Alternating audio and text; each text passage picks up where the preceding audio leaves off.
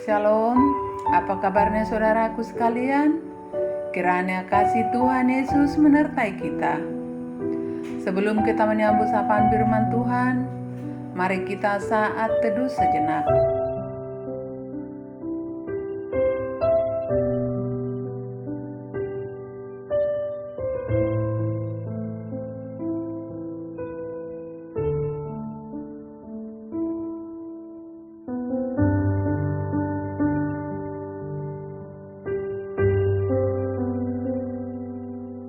Amin.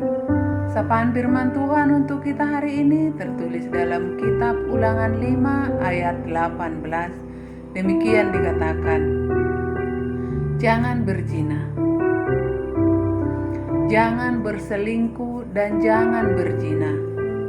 Saudara yang dikasihi, dalam nama Tuhan Yesus, soal perzinahan dan perselingkuhan, Alkitab telah mencatat perzinahan antara Raja Daud dan Betseba, yang akhirnya Raja Daud merasakan akibat-akibat dosa perzinahan dan pembunuhan sampai kepada keturunannya. Namun Raja Daud menyesal dan bertobat sungguh-sungguh, sehingga Tuhan memberikan pengampunan. 2 Samuel 11 ayat 1 hingga ayat 27 dan 2 Samuel 12 ayat 1 hingga ayat 24. Tetapi hal yang telah dilakukan Daud itu adalah jahat di mata Tuhan. 2 Samuel 12 ayat 26b. Begitu pula perzinahan yang dilakukan Raja Salomo kepada perempuan-perempuan, yang akhirnya membawa Raja Salomo kepada penyembahan berhala. Tragis memang, perzinahan yang dilakukan seorang Raja Salomo yang telah bertemu langsung dengan Tuhan 2 kali, dan seorang raja yang telah dikaruniakan hikmat Allah, serta ditugaskan membangun bait suci atau rumah Tuhan. Kekayaan yang berlimpah ruah dengan harta benda telah membuat Raja Salomo lupa akan Tuhan.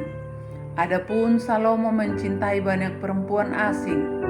Di samping anak Firaun, ia mencintai perempuan-perempuan Moab, Amon, Edom, Sidon, dan Het. 1 Raja-Raja 11 ayat 1. Ia mempunyai 700 istri dari kaum bangsawan dan 300 gundik. Bagi Salomo, istri-istrinya itu lebih menarik daripada Tuhan. Sebab pada waktu Salomo sudah tua, istri-istrinya itu mencondongkan hatinya kepada allah-allah lain, sehingga ia tidak sepenuh hati berpaut kepada Tuhan Allahnya seperti Daud ayahnya. 1 Raja-Raja 11 ayat 3 hingga ayat 4. Belajar dari pengalaman Raja Daud dan Raja Salomo, marilah kita tetap setia sampai mati kepada pasangan hidup kita, baik itu suami atau istri. Tak putus-putusnya berdoa, semoga pasangan yang kita cintai dan tak terlibat dalam perzinahan dan perselingkuhan. Perkawinan Kristiani adalah perkawinan kudus dan telah menjadi satu daging. Sebuah rumah tangga yang dibangun oleh Tuhan akan senantiasa menjaga kesucian dalam pernikahan satu iman ini.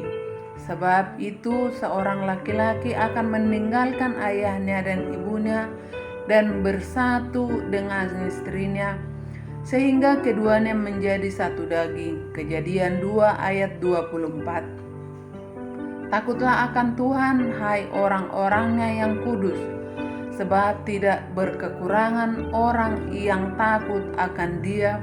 Mazmur 34 ayat 10. Saudara yang dikasihi Tuhan Yesus, bagaimana kita bisa terhindar dari perlakuan dosa berzina? Iya, kata kuncinya takut akan Tuhan. Godaan iblis selalu datang mencari peluang. Ketika kita senantiasa minta kepada Tuhan, mohon tuntunan Roh Kudus, kita akan terhindar dari perlakuan dosa, perzinahan, dan perselingkuhan. Amin.